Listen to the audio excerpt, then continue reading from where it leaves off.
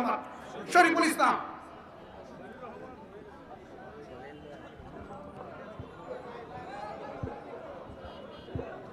أعوذ بالله من الشيطان الرجيم.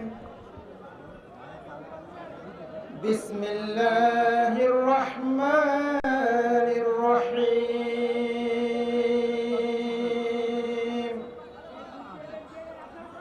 ربنا آمنا بما أنزلت واتبعنا الرسول واكتبنا مع الشاهدين. ومكروا الله والله خير الماكرين.